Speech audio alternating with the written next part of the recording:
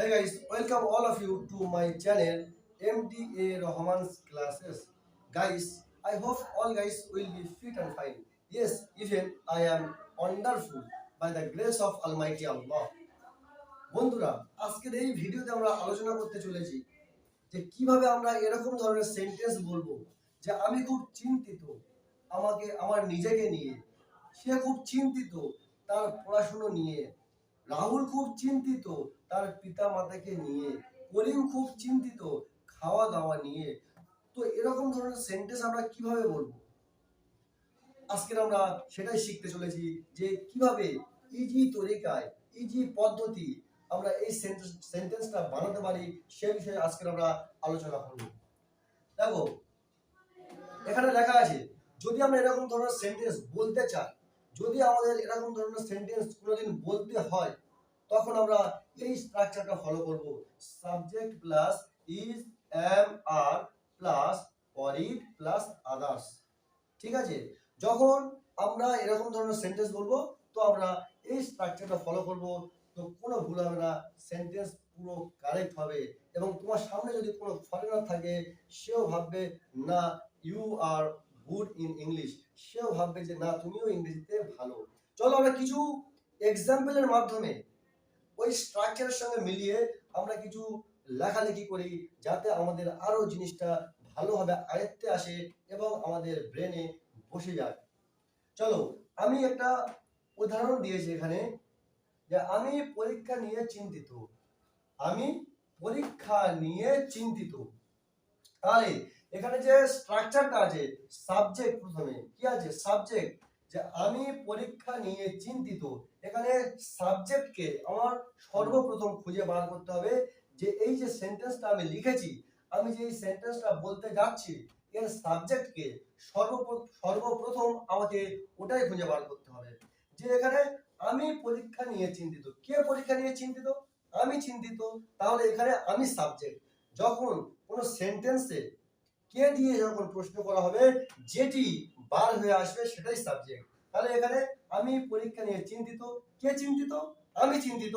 তাহলে এখানে আমি সাবজেক্ট। তো সর্বপ্রথম আমি সাবজেক্ট লিখব, সাবজেক্ট আই, সাবজেক্ট আই।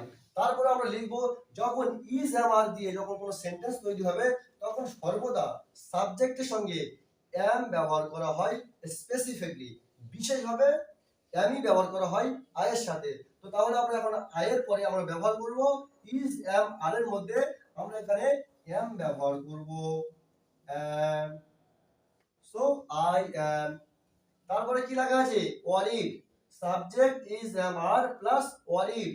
এখানে আমরা এবার লিখব or it, or it, or it. So it has been, এটা হয়ে গেল আই অ্যাম ওয়ারিড, মানে আমি চিন্তিত। এখন প্রশ্ন আসছে কি নিয়ে চিন্তিত? কি নিয়ে? পরীক্ষা নিয়ে চিন্তিত। সো অ্যাবাউট এক্সাম, অ্যাবাউট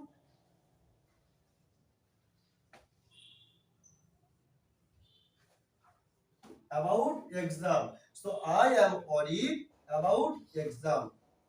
তাহলে বুঝতে পারছো কত সহজভাবে, যদি আমাদের স্ট্রাকচারটা আমরা ভালোভাবে রটে নিতে পারি, আমাদের দিমাগে বসিয়ে নিতে পারি, তো এরকম আমরা thousand sentence we can make easily. এরকম আমরা হাজারো হাজারো সেন্টেন্স আমরা বানাতে পারবো সহজভাবে। তাহলে আমি পরীক্ষা নিয়ে চিন্তিত, I am, I am worried about exam. চলো নেক্সট এক্সাম্পল আমরা বানিয়ে নিই। সে তার পিতা মাতাকে নিয়ে চিন্তিত, সে তার পিতা মাতাকে নিয়ে চিন্তিত। কিভাবে আমরা এটা বানাবো বলতে পারবে? বলো। ঠিক আছে, আমি বানাচ্ছি, এখন তোমরা দেখো। আমি আশা করি তোমাদের মধ্যে অনেকে বলতে পারবে, যেহেতু আমি যেভাবে বলেছি এই স্ট্রাকচারটা, অবশ্যই যে তোমাদের মধ্যে মনোযোগ সহকারে শুনেছে সে অবশ্যই বলতে পারবে। তাহলে চলো এবার আমরা দ্বিতীয় সেন্টেন্সটি বানিয়ে নিই। কি লেখা আছে এখানে? সে তার পিতা মাতাকে নিয়ে চিন্তিত। আমি আশা করি তুমি যদি প্রথম এক্সাম্পল এবং স্ট্রাকচারটা ভালো করে লক্ষ্য করে থাকো, তুমি অবশ্যই এটাও তুমি বানাতে পারবে। এটা তোমার কাছে এখন খুব সহজ জিনিস হয়ে যাবে।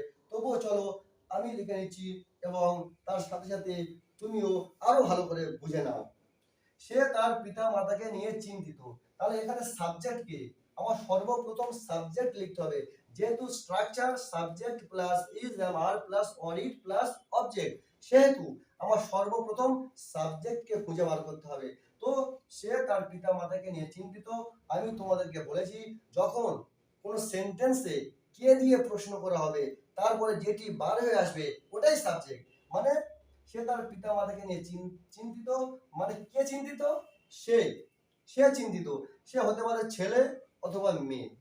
হি, যদি আমি হি ইউজ করি তো হবে ছেলে, যদি শি ইউজ করি তো হবে মেয়ে। তো ধরে নাও আমি এখানে হি ব্যবহার করছি। সর্বপ্রথম আমি লিখবো হি, সর্বপ্রথম আমি লিখবো হি হি। তারপরে কি আছে? ইজ আর এর মধ্যে কি ব্যবহার হবে? এখানে ইজি ব্যবহার করা হবে। কেননা সবসময় সিঙ্গুলার নাউনের সঙ্গে ইজ ব্যবহার করা হয়।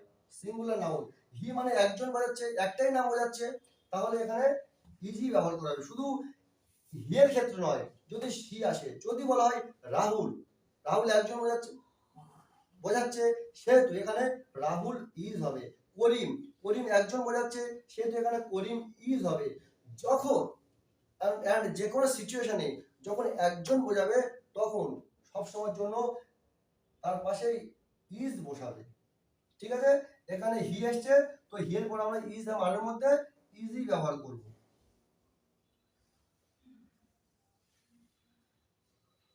ইজ, হি ইজ, তারপরে কি লিখবো? Worried,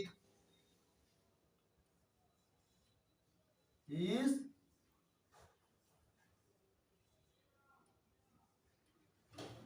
he is worried. তারপরে কি লিখবো? হি ইজ ওয়ারিড মানে সে চিন্তিত। কি নিয়ে চিন্তিত?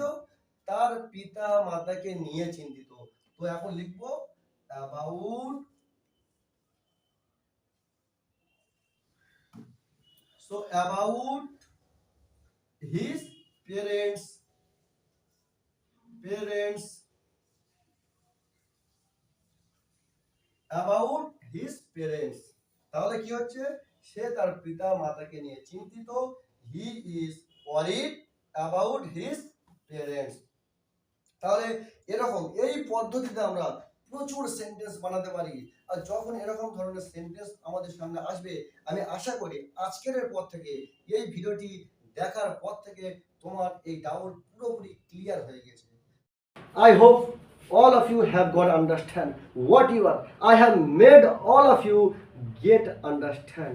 Yes, আশা করি আপনারা সবাই বুঝতে পেরেছেন। আর যদি তোমাদের কোনো কনফিউজ থাকে রিলেটেড ইংলিশ, সো তোমরা কমেন্ট বক্সে সেটা লিখে আমাকে জানাবে। আমি চেষ্টা করব সেটা তোমাদের সামনে আনার জন্য। আমি চেষ্টা করব সেই বিষয়ে, সেই টপিকের উপরে আমি ভিডিও বানানো। So be happy, keep enjoying, save your life. See you in next video. Khuda Hafiz. Assalamu alaikum wa rahmatullahi wa barakatuh.